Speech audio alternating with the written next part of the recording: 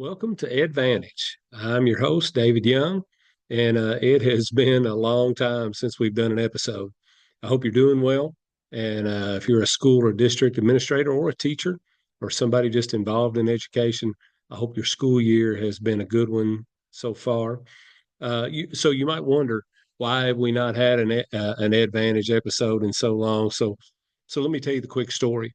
So the last time we had an episode was January 10th of last year. So we're going on about 10 months, which wasn't really planned for a hiatus. Our last episode was Ron Clark. So that was a good one to end on. And I will say that since then, I've actually been to the Ron Clark Academy, and maybe that's something we could talk about in a future episode. There are things about the Ron Clark Academy that it would be maybe difficult to scale to your building or just start up in your building, but there are so many things that you can. A lot of districts are doing the houses that I believe started at the Ron Clark Academy, but also the things that are going on in the classroom. Some of the direct instruction and the techniques that they're using are things that you could get going in your school tomorrow. So maybe that's something we'll talk about later. But the reason I was blessed to interview Ron was that a few months later in June, my educational cooperative, the Central Kentucky Educational Cooperative, was going to be hosting a big statewide conference called Central Kentucky EduCon, and Ron was going to be our keynote speaker. So, along with Dave Burgess, I got to interview both of them for the podcast last year. So we did that, interviewed both of them. A lot of the spring kind of came down to getting ready for EduCon, which was a really big undertaking, and it was a huge, huge success. My staff did such a nice job, and of course, Ron Clark and Dave Burgess came in and hit home runs in their keynote speeches. We also had all of our school districts that did breakout sessions, plus some of our university partners. And so, anyway, it took up a lot of time and a lot of effort, kept me from doing podcast episodes, but it was fantastic. And we're planning to do it again this summer. On a personal note, as I've mentioned to you all before, and I've had them on the podcast, my triplets, Mason, Connor, and Emma, started college. So also one of the reasons that I didn't get to do as many podcasts as I normally would is that we were spending time with them and spending time getting them settled, and they are now in college and are just thriving and really enjoying that experience, and that makes their mom and I happy. Uh, so there's more. I've also been working on a book now. Now I was writing the manuscript of the book, I guess, starting about a year ago this past August. So we had podcast episodes going on while I was writing the book, but last spring it really kind of went into overdrive, getting into the proofreading and editing and layout and cover design and all the things you have to do. I self-published the book with help from a consultant who became a really good friend, Mike Rochester. So he and I were working on that and trying to get it to be published. It's called Unlocking Academic Achievement: A Principal's Guide to Improve Measurable Results, and it actually is for sale now. It's pretty cool. I wish I had a copy. For those of you watching on YouTube, I could show it to you right now. But very, very feel very blessed that I was able to get to the end of that publishing process, and really, really proud of the book, and just uh, feel a lot of gratitude that I was able to get through that process. And then somewhere during that time, I thought, I think I want to do a podcast episode, and I started to log in, and I got locked out of the platform that I used to do the podcast. So I tried every um, password and username that I had, and I literally just could not get in. So I was working on the book. I had all those things going on anyway, and I just thought, I'll just pause for a little while. And I really think it may have been sometimes I say things that are God things. They're just guiding me in the direction, the Lord lead me in the direction He wanted me to go. What's funny is, as soon as that book was published, like literally the day that it went for sale on Amazon, I got an email from the podcast platform that I use that just said, "Hey, we've changed some features. Log in and see what the new features are." And I put my old login and username in, and miraculously it worked. So I just felt like maybe that was a sign that I needed to get back to work. So anyway, it's been a few busy months, but I am glad to be back. And I want to say to those of you who listen to Advantage regularly, several of you have reached out or have seen me at trainings or different events that we've been at, and have mentioned things that you've learned on the podcast, and told me that you're looking forward to getting started again. So really appreciate that encouragement. I'm happy that it's helping. That's why I do it. So without further ado, let's go ahead and get into today's topic. Today's topic is improving instruction school-wide by putting what before how. So again, improving instruction school-wide, which is what we're all as school and district leaders, we're trying to improve instruction so that it's not little pockets of excellence here and there, but so we're doing things in an improved way school-wide, but in a real specific way by putting what before how. And so before I get into the details, I want to mention I believe this is a little nuance of what it takes to be an instructional leader. And I also think it's a blind spot that sometimes we as instructional leaders have when we're looking at instruction. So lately, as I've been working with school and district administrators, this topic, putting what before how, has really it's been kind of bubbling to the surface. I've talked about it with several different groups lately. Um, so let's start with, if we're putting what before how, let's define how. It's a fact that nearly all of the professional development or the professional learning opportunities that we provide to teachers are centered around how teachers are teaching, how we're teaching in the classroom. So I guess that kind of stands to reason, because how teachers are teaching is very visible when we enter the classroom. We see things like the teacher's demeanor, tone of voice, body language. We also see the students' demeanor and their body language. We see the way that students are interacting with each other and the way that they're interacting with the teacher. And that all of that plays into how we're teaching. Um, we see whether the kids are actively engaged or whether they're passively engaged or whether they aren't engaged at all. We see things like hands-on activities. Is the teacher using hands-on activities with the kids, and are those activities effective? Are the kids responding to those?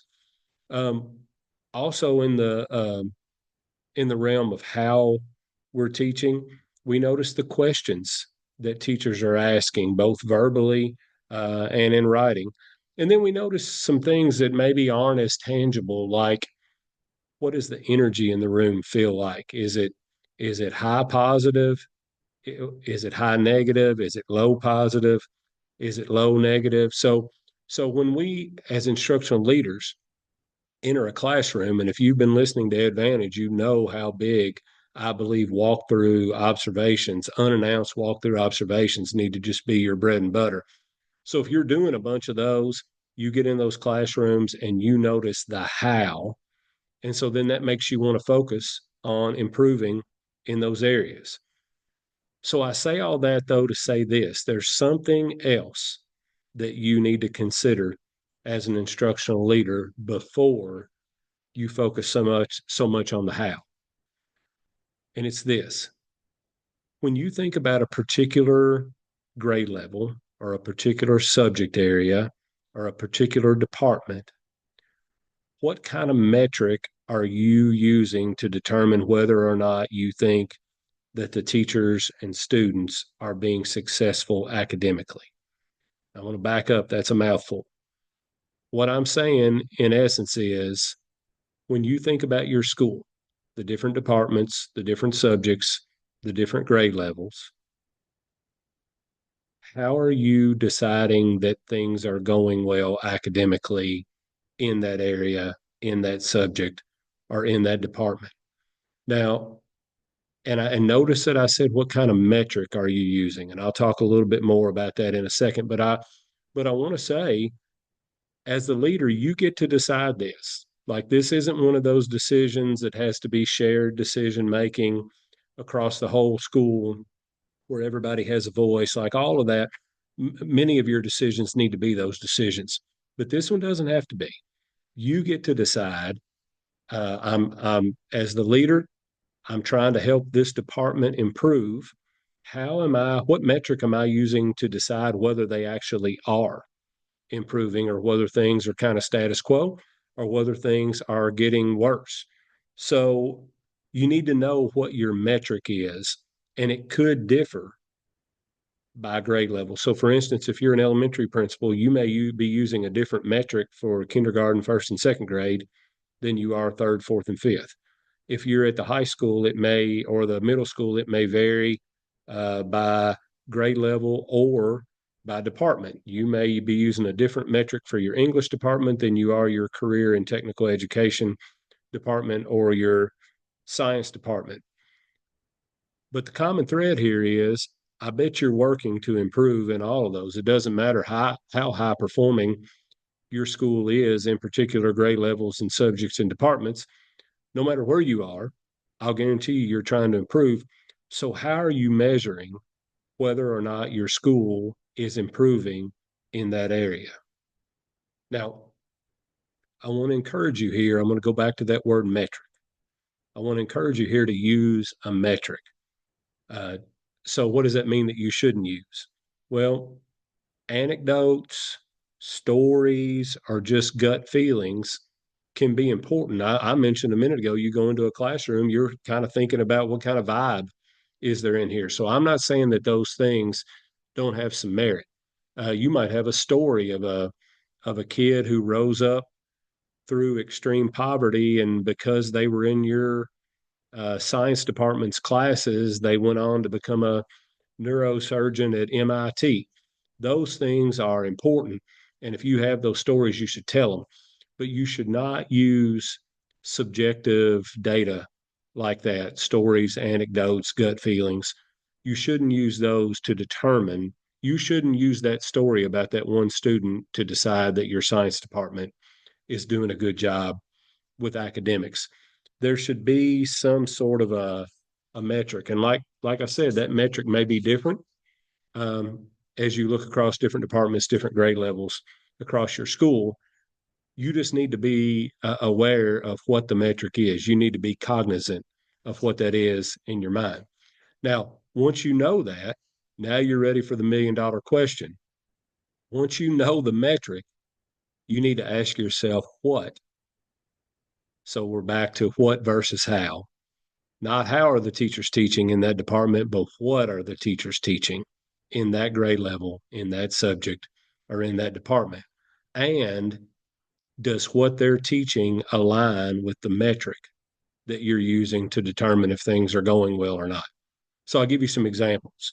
If you're using the ACT as a metric, the ACT is built for the ACT college and readiness standards.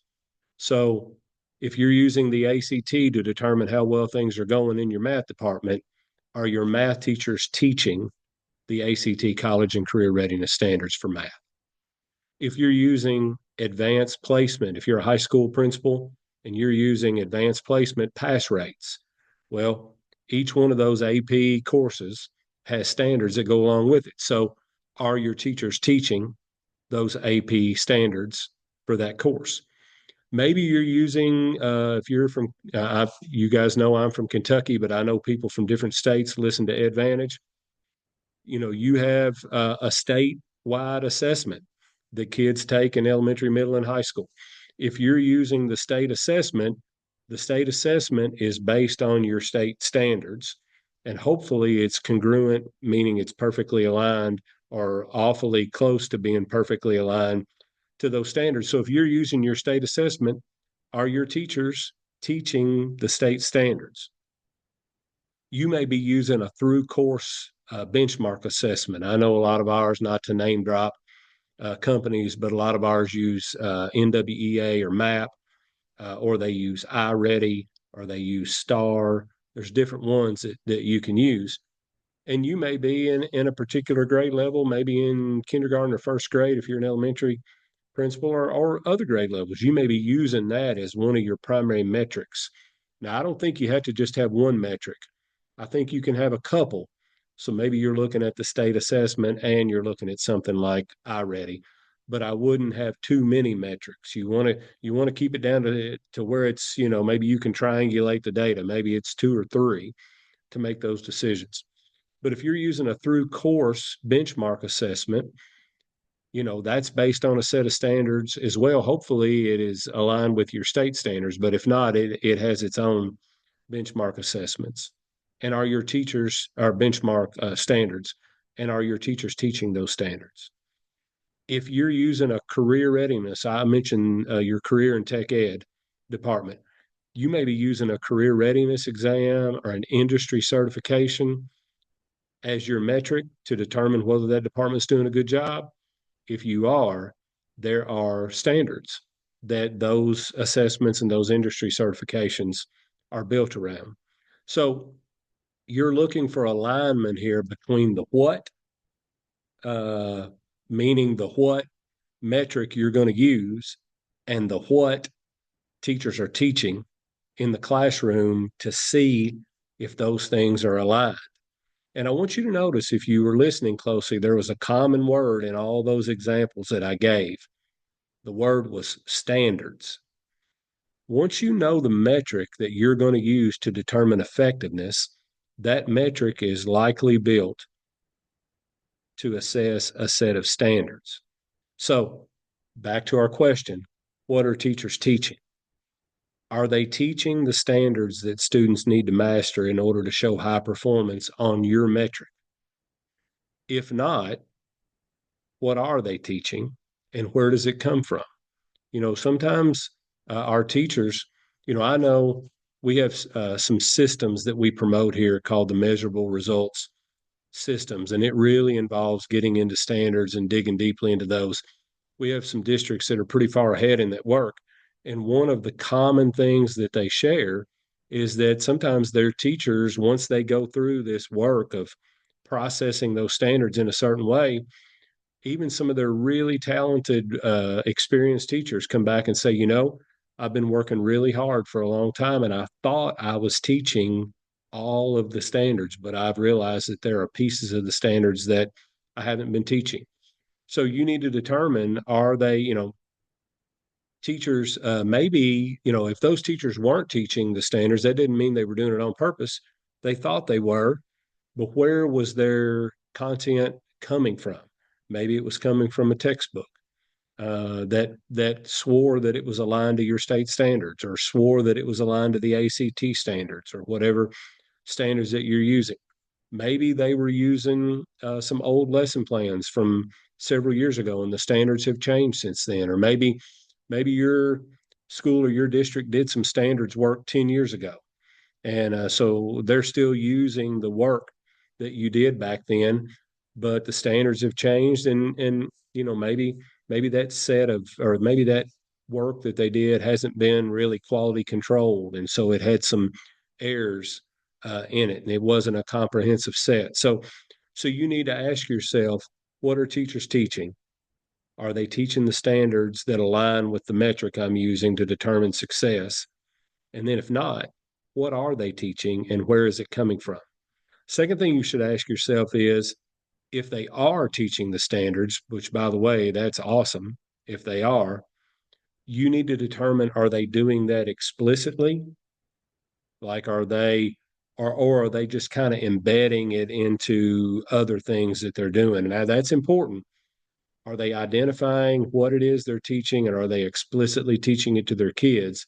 Or are they kind of sprinkling it in and embedding it? Maybe not exclusively teaching those standards, but trying to include those standards in the things that they teach. Those are two different things, and you really want them to shift to where they're exclusively and explicitly teaching those standards.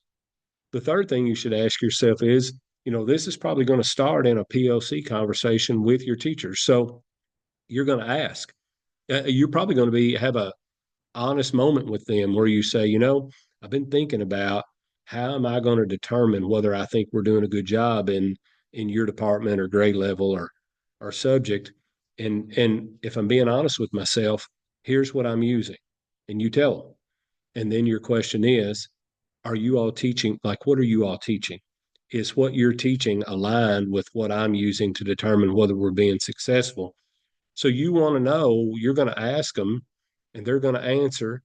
So then you need to know, how do they know for sure that that's what they're teaching? Can they not to put them on the hot seat, but can they prove it to you? Like, can they give you some explanation behind, well, here's what we're teaching and here's how we know we're explicitly teaching that. And then after you have that conversation with them, how will you know? How will you find out that that is happening explicitly and exclusively? And I'm going to encourage you there to use the tools that you have. You have PLCs where you can spend time on what we're teaching in the classroom. You can have teachers bring in assessments, formative assessments that are producing data that is aligned, or those assessments have questions on them. You can make sure that those questions are assessing the standards that are aligned with your metric. And then you also have walkthrough observations. You have your evaluation system.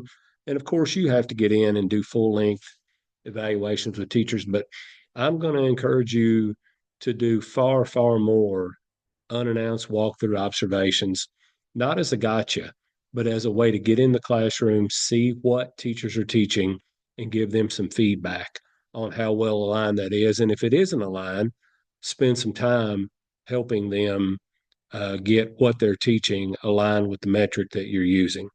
So once you determine that, if there are problems with what the teachers are teaching, you have to fix that. It's going to take training. It'll take you dedicating professional development time to it, PLC time to it, maybe staff meetings.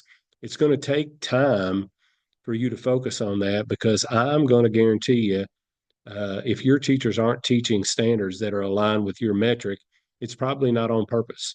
They probably think they're doing exactly what they're supposed to be doing. So it'll there's an awareness that'll need to be built, and then you'll have to spend time with them, helping them make that transition.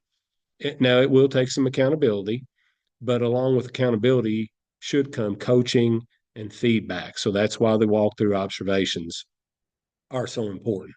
But at the end of the day, you have to determine that what the teachers are teaching aligns with the metric you're using to gauge success. Once you've done that, then and only then should you focus on how teachers are teaching. And back to what we said at the beginning of the episode, most of us are focusing on the how right now. So, what's the problem with that? Well, the problem with that is, if you're spending time on making sure that teachers are actively engaging their students, that's a good thing. But if we're actively engaging them in learning standards that aren't aligned with the metric, then we're going to spend a lot of time on that, and the classroom is going to look great, but it's not going to produce the results. If you're focusing on teachers questioning techniques, but they're asking questions that are aligned with standards, and the standards aren't aligned with the metric you're using to determine that they're doing a good job, it's not going to produce results. So if you focus on the how, but the what on each end are not aligned with each other, it's probably not going to produce results. And it's going to make it really hard for you to tell, are we getting better or not, except just popping in and anecdotally kind of noting whether things look and sound like they're going well. And that's not a way to guaranteed increases in student achievement. What we're really about, we're really not about test scores. We're just about kids mastering standards at higher levels. And if you can make sure that's going on in classrooms, those measurable results, as I call them, state assessment, ACT, other things, the other metrics that you use, those are going to take care of themselves. You need to focus on making sure in the classroom that what we're teaching and how we're teaching are of the highest quality. But you have to start with the what before the how. So that's going to do it for the first episode of the new season of Advantage. I'm going to ask this in every episode starting now. I'm going to ask you to please, inside Spotify or Apple Podcast, please make sure you rate Advantage and give it. I hope that you give it 5 stars, not because I want it for my ego, but because I want more and more people to be able to have to see Advantage when they look up podcasts for educational leaders. And I know there's an algorithm in there that if it gets rated enough times, it starts to pop up when people search. The other thing I'm going to ask you to do is to share this.